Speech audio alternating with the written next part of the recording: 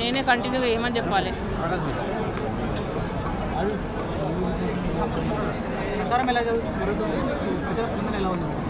ప్రజాస్పందన చాలా బాగుందండి. ఎక్కడ చూసినా బ్రహ్మరథం పడుతున్నారు, అందరు సంపూర్ణ మద్దతు ఇస్తున్నారు. చాలా మంచి వే ఉంది. ఎక్కడ జాయినింగ్స్ కూడా అన్ని పార్టీల నుంచి జాయిన్ అవుతున్నారు. చాలా కాంగ్రెస్కి పూర్తిగా మద్దతు ఇస్తున్నారు అందరూ. మీరు ఎలాంటి హామీలు ఇస్తున్నారు ప్రజలకి? ఇప్పుడు మా 6 గ్యారెంటీలు సీఎం గారు రిలీజ్ చేసిర్రు. ఇంకోటి పాంచనాయ్ అదొకటి, అది కూడా రాహుల్ గాంధీ గారు మొన్న రిలీజ్ చేసిర్రు. కాబట్టి ప్రజలందరూ రాహుల్ గాంధీని పొద్దున అక్కడ వన్ సిటీ ఇంకా వేరే వేరే ప్రోగ్రామ్స్కి అక్కడ కాలనీస్కి వెళ్తే అక్కడ కూడా వాళ్ళు కూడా అంటున్నారు చాలా బాగుంది, పాంచనాయ్ చాలా బాగుందని అప్రిషియేట్ చేసినారు. కాబట్టి ప్రజల్లో ఇంకా మాస్ పీపుల్ కానీ ఇంకా క్లాసీ పీపుల్ కూడా వాళ్ళు కూడా నచ్చుతున్నారు స్కీమ్స్. కాబట్టి చాలా సాటిస్ఫై ఉన్నారు. రాజీవ్ రహదారి ఉంది కదా, సో దానికి సంబంధించి మీరు ఇలా ఎప్పుడు కంప్లీట్ చేస్తారు? ఎక్స్ప్రెస్ వే ఉంది కదా రాజీవ్ రహదారికి సంబంధించి, సో అది ఎప్పుడు కంప్లీట్ చేయబోతున్నారు? మొన్న 4,500 crores వచ్చినాయి. అవి కూడా మిగతా రిమైనింగ్ కూడా తప్పకుండా బ్యాలెన్స్ అన్నీ తీసుకొస్తున్నారు. మొన్న కంటోన్మెంట్కి వచ్చినప్పుడు సీఎం గారు కూడా స్కై వాక్ ఒకటి, ఇంకా మెట్రో ట్రైన్ కంపల్సరీ చేస్తున్నారు. ఇంకా అండర్ గ్రౌండ్ డ్రైనేజ్ కూడా, ఇంకా డ్రింకింగ్ వాటర్ ప్రాబ్లమ్ ఇవన్నీ సాల్వ్ చేస్తామన్నారు. అప్రోచ్ రోడ్స్ ఇవన్నీ కంపల్సరీ చేయాల్సిందే. మల్కాజిగిరి గత ప్రభుత్వంలో 10 సంవత్సరాలు ఎలాంటి అభివృద్ధి జరగలేదు. కాబట్టి నా మీద వదిలేసేయండి, నేను చేస్తానని చెప్పడం జరిగింది. నేను కూడా సెంట్రల్ గవర్నమెంట్ నుంచి పెద్ద ఎత్తున నిధులు తీసుకొచ్చి అభివృద్ధి చేస్తానని, ప్రజలకు అండగా ఉంటానని నేను కూడా మాటిస్తున్నాను. ఈ షామీర్పేట లేకుంది కదా, సో దానికి సంబంధించి మీరు ఎలా అప్రోచ్ అవుతున్నారు? అంటే దానికి సంబంధించి అభివృద్ధి ఎలా చేయాలి? షామీర్పేట లేక్ వ్యూని టూరిజం స్పాట్గా చేయాలని మొన్న గతంలో రిప్రజెంటేషన్ ఇవ్వడం జరిగింది. అది ఇచ్చినా కూడా టూరిజం స్పాట్ చేయలేరు. చేస్తే చాలా మంచి డెవలప్ అవుతుండే. కాబట్టి దాన్ని తప్పకుండా ప్రభుత్వ దృష్టికి తీసుకెళ్ళినాము. రేవంత్ రెడ్డి గారికి ఆల్రెడీ చెప్పినాము, తప్పకుండా చేస్తారు. కలవడం జరిగింది.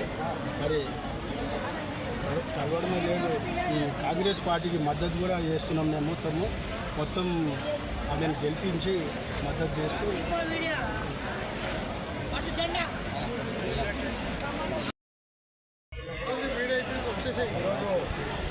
జనరల్ సమావేశంలో ముఖ్య కార్యకర్తలు హాజరయ్యారు. ఈ పార్లమెంట్ ఇక్కడ కేంద్రీకరించి మరి వాళ్ళందరినీ ఐక్య చేసి గ్రామాలకు వెళ్ళి గ్రౌండ్ వరకు మరి ఇప్పుడున్న పరిస్థితులను గత ప్రభుత్వాలు బీఆర్ఎస్ ప్రభుత్వాలు చూసాం పరిపాలన. ఇప్పుడు వచ్చినటువంటి రేవంత్ రెడ్డి గారు మరి అనేక మా ప్రజలకు సంబంధించినటువంటి అంశాలు గ్యారెంటీలు ఇచ్చారు. మరి వారు పరిపాలన కూడా మరి బస్సులు చూశారు, ఫ్రీ బస్సులు, ఇంకా అనేక పథకాలు ఉన్నాయి. ఏదైనా సరే ఈసారి మోడీ ప్రభుత్వాన్ని గద్దెదింపే దిశగా సిపిఐ పార్టీ కృషి చేస్తుందని సందర్భంగా తెలియజేస్తూ చేతికి ఓటేసి మా సునీత గారిని గెలిపించాలని, మనం ఈ పార్లమెంట్ అభ్యర్థిని గెలిపించాల్సిందిగా విజ్ఞప్తి చేస్తాం.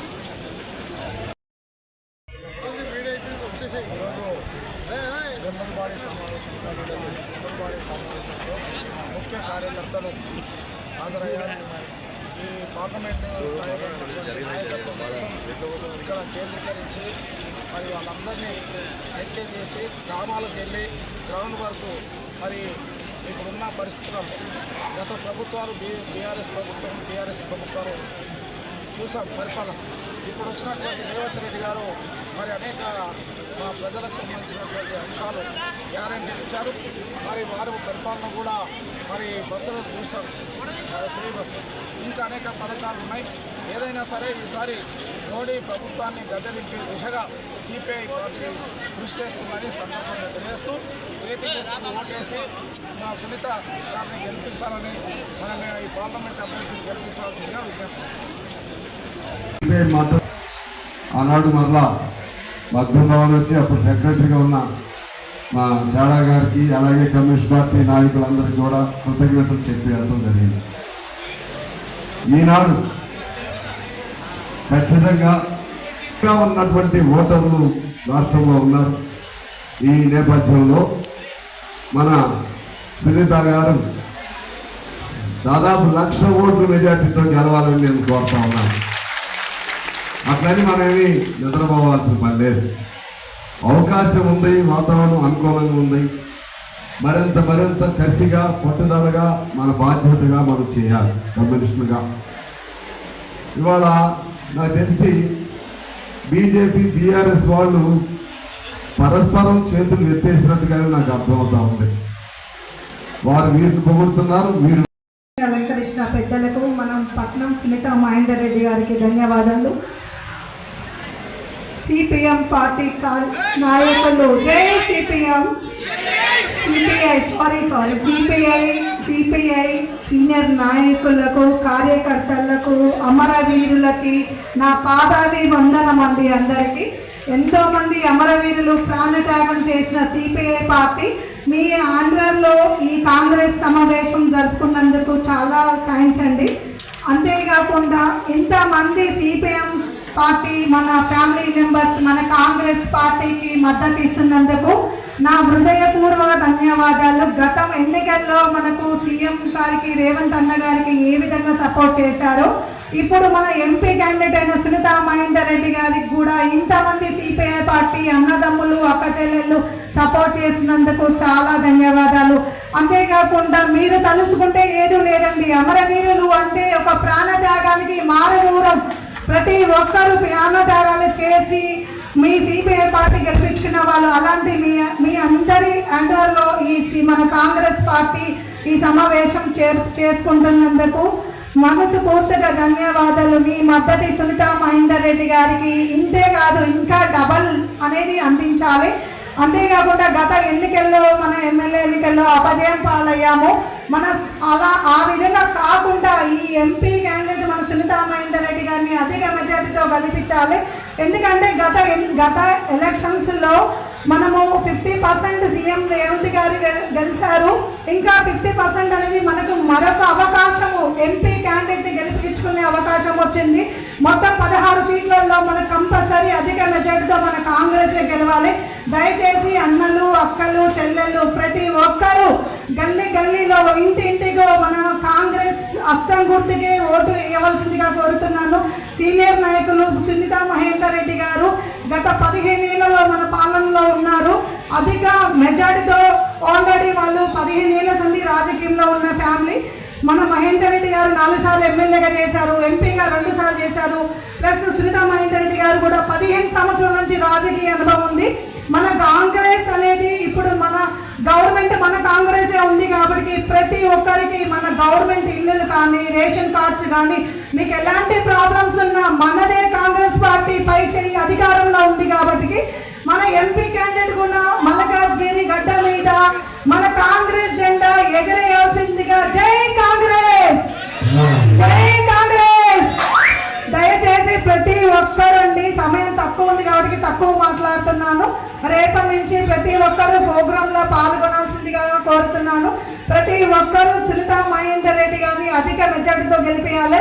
అమ్మ మహిళలు అక్కలు చెల్లెళ్ళు మీరు కూడా అమ్మ దయచేసి మన మహిళ ఉంది కాబట్టి తనకు సపోర్ట్ చేయాలి. ప్రతి ఒక్కరు ప్రచారంలో పాల్గొనాలి. మన మహిళా క్యాండిడేట్ ఎంపీ అభ్యర్థిగా గెలిస్తే మీకు ప్రతి ఒక్క సమస్యలు అనేది సాల్వ్ అవుతాయి. దయచేసి ప్రతి ఒక్కరు సపోర్ట్ చేయండి. మన సునీత మహేందర్ రెడ్డి గారిని గెలిపియండి. ఈ అవకాశం ఇచ్చినందుకు ధన్యవాదాలండి.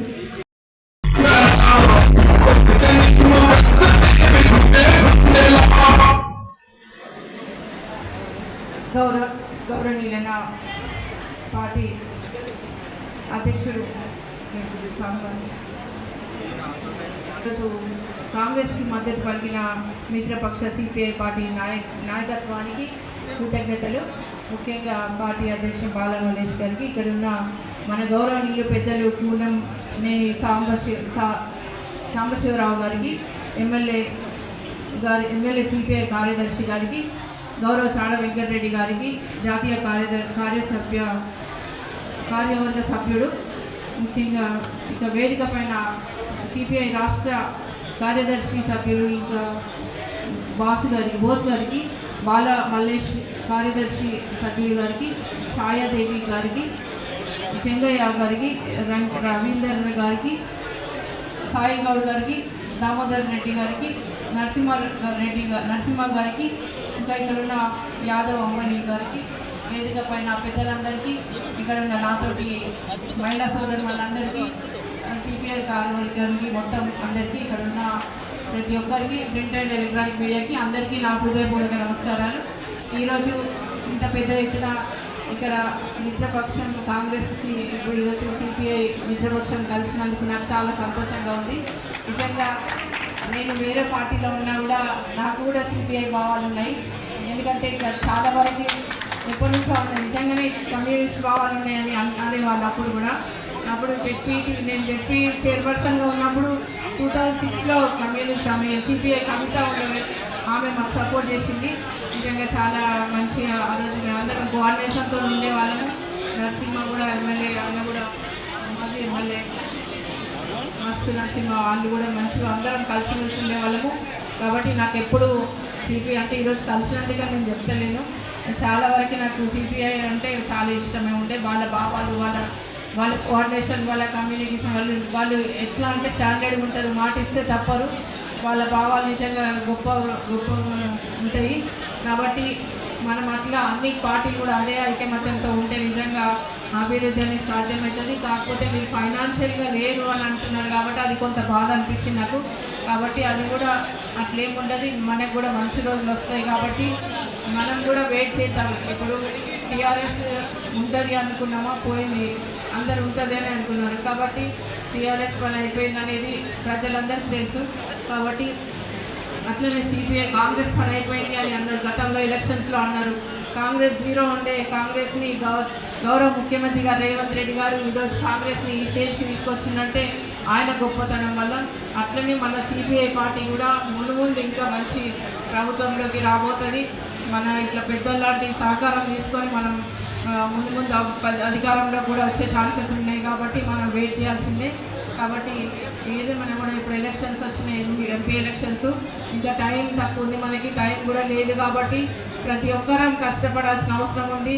ఈ 10 రోజులు అందరం కష్టపడితే ఇప్పుడు మనం ప్రజల్లోకి డోర్ టు డోర్ క్యాంపెయినింగ్లో వెళ్ళి ప్రతి ఒక్కరం ఇంటింటి గడపకి వెళ్ళి ప్రతి ఒక్కరం ప్రజా స్కీమ్స్, ఇప్పుడు మన గౌరవ ముఖ్యమంత్రి గారు చేపట్టిన 6 గ్యారంటీ స్కీము, ప్రాంచనా, ఇవన్నీ ప్రజల్లోకి తీసుకెళ్ళాలి. మనం ఇప్పుడు సిపిఐ కానీ కాంగ్రెస్ 2 మిత్రపక్షాలు అయిందనేది ఉద్దేశం, అది కూడా ప్రజల్లోకి తీసుకెళ్లాల్సిన అవసరం ఉంది. కాబట్టి ఇన్ని రోజులు మనము రోజు మీటింగ్స్ మాట్లాడుతున్నాం తప్ప ఈ మిత్రపక్షం అయిందనేది కూడా ఎక్కడ మనకి ఇప్పటివరకు ఏ మీటింగ్లో తీసుకురాలేదు.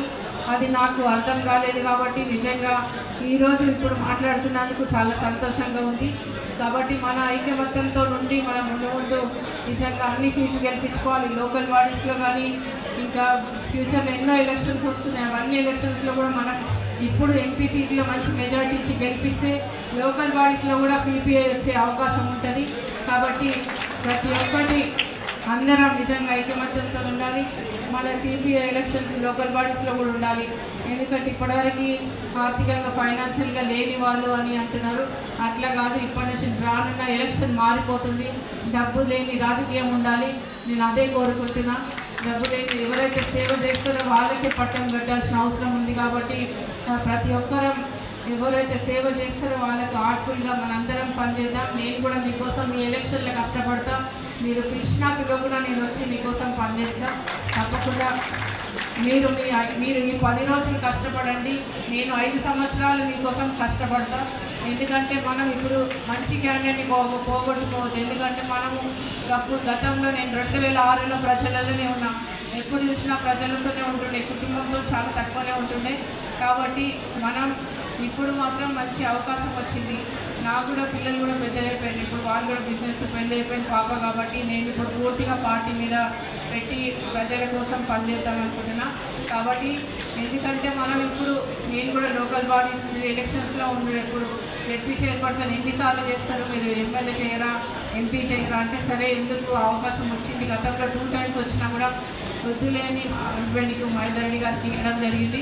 ఆయన కూడా 2 ఉన్నారు, ఎమ్మెల్యే ఉన్నారు, వాళ్ళ బ్రదర్ ఎమ్మెల్సీ ఉన్నారు, ఆయన కూడా ఇవ్వడం జరిగింది. కాబట్టి ఇంకా నేను నిల్చోలేకపోయినా. కానీ ఇప్పుడు మాత్రం సరే లేడీస్ కూడా, ఉమెన్ కూడా చట్టసభలోకి రావాలనే ఉద్దేశంతో గౌరవ ముఖ్యమంత్రి గారు మీరు నిలబడండి అని ఎంపీ ఆఫర్ చేయడం జరిగింది. కాబట్టి నేను ఎంపీగా నిలబడి కంటెస్ట్ చేసి మనకు గెలిచి ప్రజల్లోకి వెళ్ళి ప్రజా సమస్యలు తీర్చడంలో నేను ముందుంటానని మాట ఇస్తున్నా.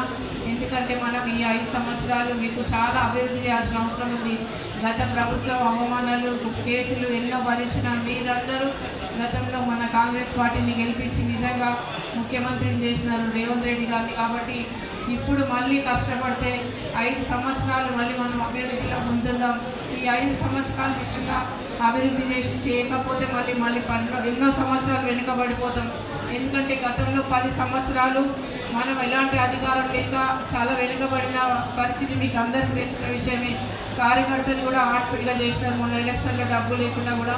కాబట్టి ఇప్పుడు ఈయన ఓటు వేయకపోతే మళ్ళీ మనం 10 సంవత్సరాలు వెనుకబడిపోతాం. ఆలోచించాలి. ఈ బీజేపీ లేదు, టీఆర్ఎస్ లేదు, రెండు వాళ్ళు ఇద్దరు ఒకటే. నిన్న ఈటెల గారిని మల్లారెడ్డి గెలిపిస్తున్నారు, కానీ ఈటెల గారిని మల్లారెడ్డి ఎట్లా గెలిపిస్తారు అనేది కేటీఆర్ ఒక్కసారి కూడా ప్రెస్ మీట్ పెట్టలేడు, ఆయన సస్పెండ్ చేయలేడు. కానీ అది పార్టీ వాళ్ళు ఒకటే.